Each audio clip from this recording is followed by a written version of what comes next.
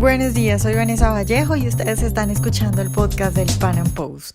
A nuestros lectores, bienvenidos como siempre, y a quienes nos escuchan a través de YouTube, les recuerdo que pueden oírnos sin retraso suscribiéndose en nuestro sitio web.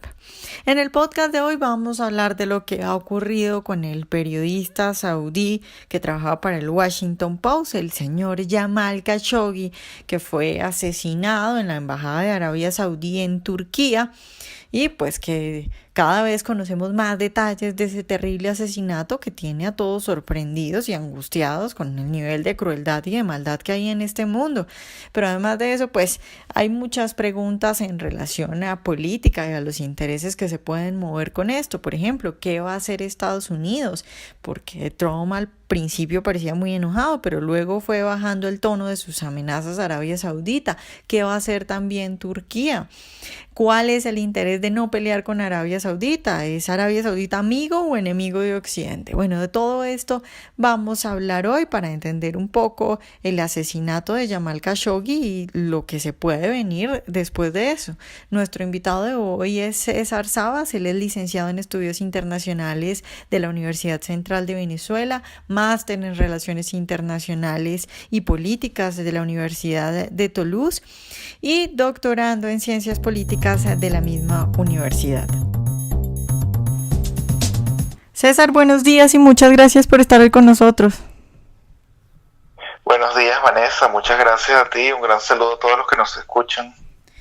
Bueno, César, pues yo diría que todo el mundo está conmovido por la muerte del periodista, el señor Jamal Khashoggi, pues porque tenemos muchos detalles y todos son terribles, parecen de una película de terror, ¿no? O a veces piensa uno que si no fuera tan terrible sería una película de comedia, porque como dijo Trump, pues es el peor intento de encubrir un crimen.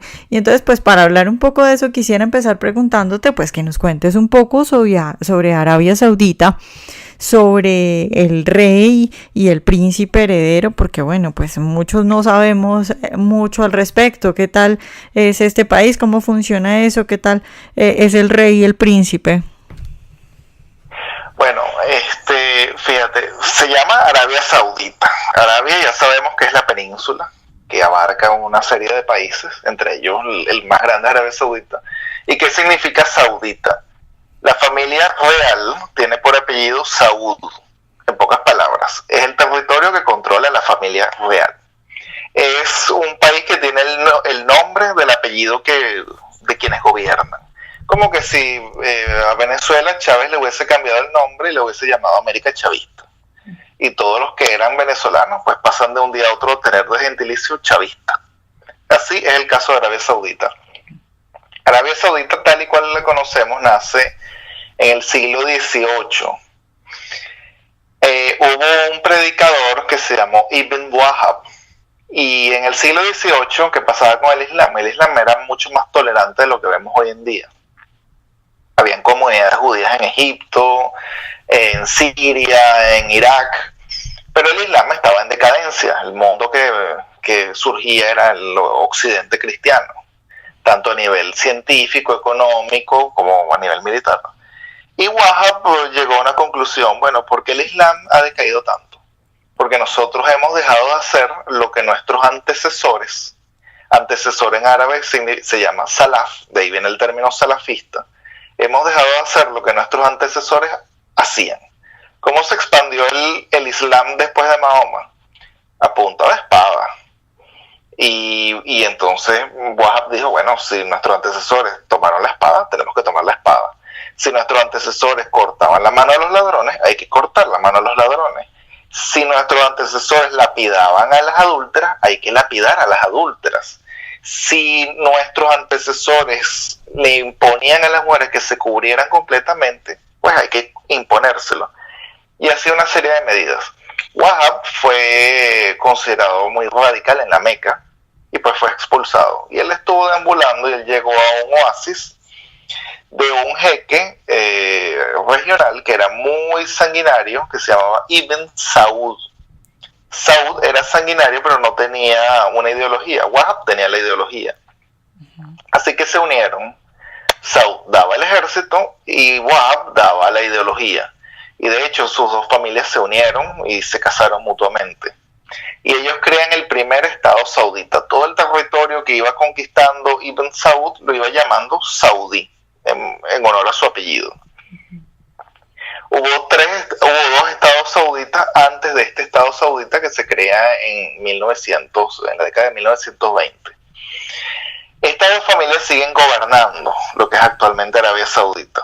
La familia Saud le corresponde el trono y a la familia de Wahab le corresponde todo lo que es el Ministerio de Justicia, el Ministerio Islámico y pues las prédicas en las mezquitas.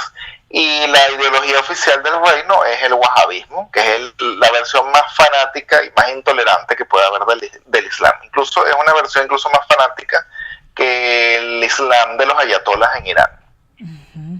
¿Para qué sucede con Arabia Saudita y con Khashoggi? Hay todo un revuelo que dicen que Khashoggi era el verdadero demócrata, o porque fue que Arabia Saudita lo mató. Khashoggi no era ningún demócrata, de hecho Khashoggi era profundamente anti-israelí y era pro hermanos musulmanes, que es una organización terrorista egipcia. Lo que pasó fue que Khashoggi tuvo problemas, digamos, personales con la actual Casa Saud de Arabia Saudita. Y pues los sauditas hicieron lo que ya han hecho anteriormente con otros opositores, que fue buscarlo hasta el exterior y desaparecerlo.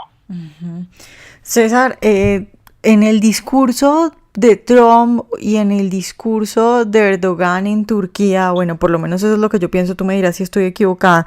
Yo veo que hay, digamos, una cierta condena, sí, a lo que hacen el rey y el príncipe heredero, que se supone que es quien mandó a matar a Khashoggi, una cierta condena como para no quedar mal, pero se me hace que no es una cosa radical y que evidentemente quieren mantener las relaciones con Arabia Saudita. ¿Qué tipo de relaciones son las que tienen Estados Unidos y Turquía con Arabia Saudita? ¿Qué tan importante es?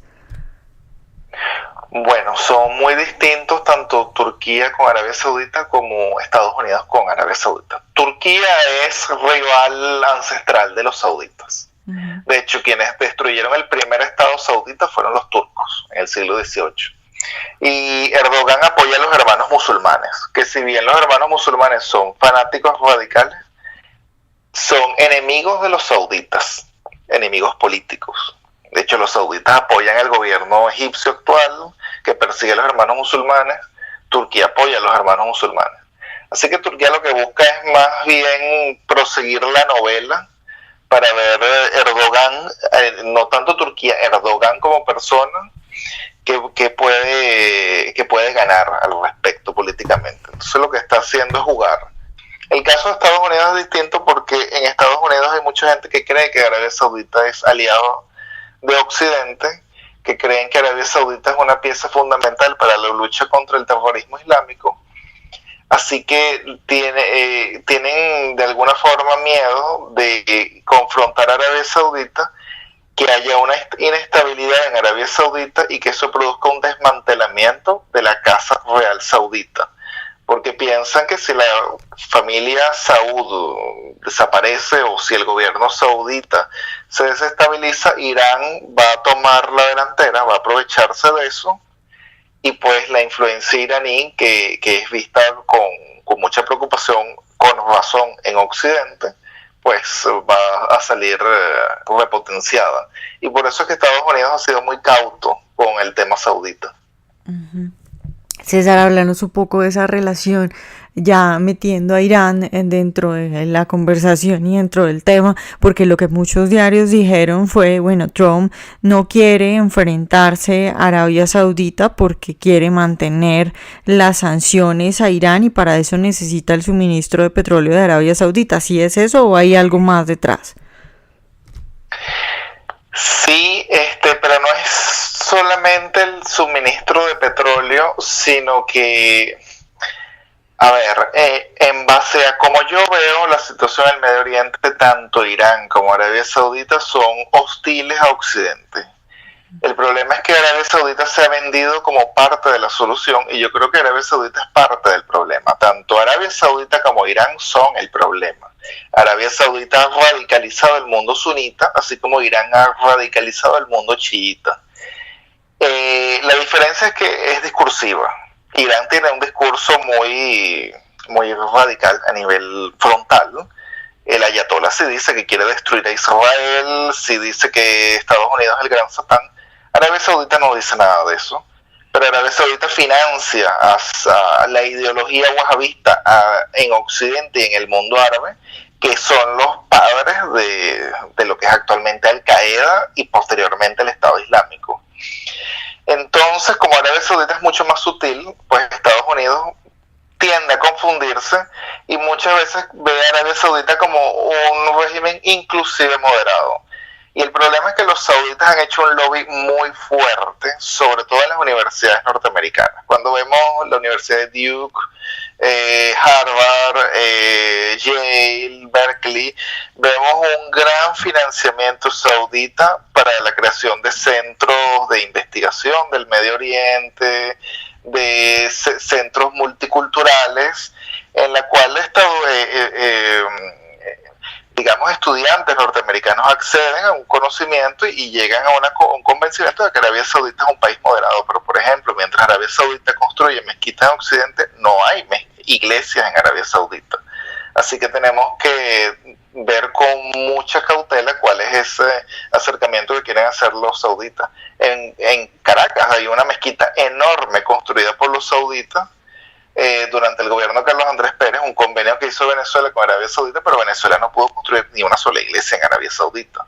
Entonces, pues ahí, esa es la gran diferencia que yo veo con Irán. Irán es mucho más frontal, un país radical, pero mucho más frontal. Arabia Saudita es igual de radical, es igual el problema, pero es mucho más diplomática, más política.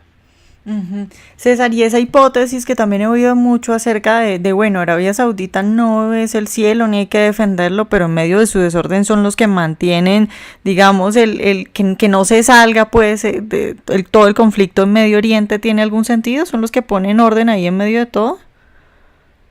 Bueno, el único verdadero aliado que yo veo de Occidente en el Medio Oriente es Israel, y es el único con el que hemos contado por ciertas cosas.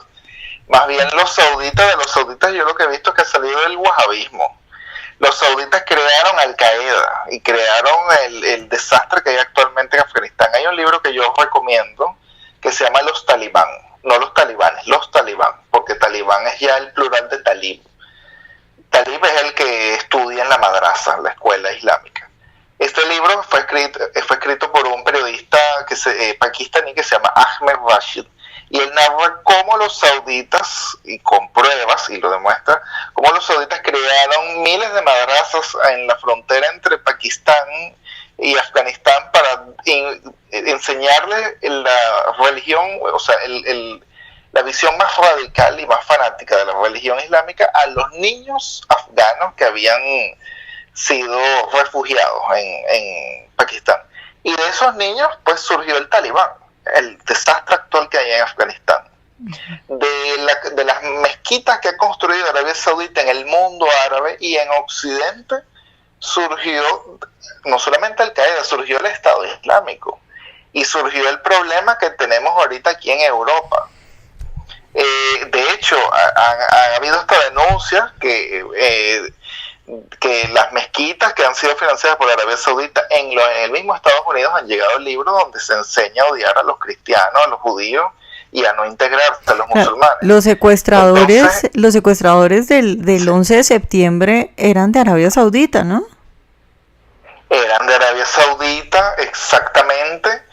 Y bueno, pero es que en Arabia Saudita hay la escuela wahabista, la que yo te acabo de decir, es la visión más fanática. Puede que los sauditas, digamos, no digan, bueno, yo voy a destruir a Estados Unidos, o no sean abiertamente anti-israelí como si son los iraníes, pero es que financian una ideología que al final de cuentas nos quiere acabar. Es decir, Arabia Saudita dice, bueno, yo no financio el Estado Islámico porque no hay pruebas que digan, bueno, los sauditas sí dieron cuando ya eso se llamaba Estado Islámico, pero sí financias la ideología que es en realidad lo que sustenta después a ellos. Entonces los sauditas lo que son es una gran universidad para radicalizar musulmanes y que sean futuros terroristas, tanto en Occidente como ahí mismo en el mundo árabe. Por eso es que yo parto de la base de que los sauditas han sido muy inteligentes en venderse como parte de la solución, porque Irán es un problema, pero los sauditas se venden como parte de la solución cuando yo creo que ellos también son el problema. Ambos son el problema. Irán ha radicalizado y los sauditas también han radicalizado. César, ya para terminar, ¿qué crees tú que debería hacer entonces Estados Unidos? Es decir, si tú tuvieras la posibilidad de elegir qué política tendría que hacer Estados Unidos frente a Arabia Saudita y también frente a Irán, ¿qué podrían hacer? Bueno, Estados Unidos, no solamente Estados Unidos, Occidente tiene que apoyar a los regímenes laicos, porque hemos partido de la base de que pues en el Medio Oriente va a haber una democracia pronto. Por eso es que Obama apoyó los movimientos de la primavera árabe, de la mal llamada primavera árabe, y después apoyó a Morsi en Egipto, pero creo que eso no va a ser el caso ahorita en el Medio Oriente. Para que haya una democracia primero tienen que existir demócratas, gente que crea en la democracia, y en el Medio Oriente ahorita eso no está dado. Entonces creo que tenemos que comenzar por apoyar a los regímenes que, si bien no son democráticos, son laicos, como el gobierno de Egipto, de Al-Sisi. De hecho, Al-Sisi es el único presidente el único presidente egipcio que ha ido a celebrar la Navidad con los coptos, los cristianos en Egipto, y ya eso dice mucho de cómo él quiere avanzar. E inclusive, aunque no nos guste, Bashar al-Assad en Siria, a pesar de que tenemos podemos criticarle muchas cosas, pero pues es un gobierno que busca ser laico y la alternativa es peor a él. No solamente Bashar al-Assad, tenemos gobiernos en Asia Central que son bastante laicos, como en Kirguistán o en Kazajstán, y pues no son democráticos, pero hay que apoyar el laicismo. Hay que de alguna forma apoyar a los reformadores también del mundo islámico, no a los sauditas, a los reformadores, aquellos que quieren adaptar la religión a lo que es el siglo XXI. Así como en un momento hubo la reforma del mundo cristiano, inclusive las reformas en el mundo judío. Bueno, César, pues muchas gracias por estar de nuevo con nosotros. Muchas gracias a ti, Vanessa. Ojalá hayan disfrutado nuestra entrevista de hoy. Recuerden seguirnos en nuestro canal de YouTube y en nuestras redes sociales y nos vemos en un próximo Pan Am Podcast.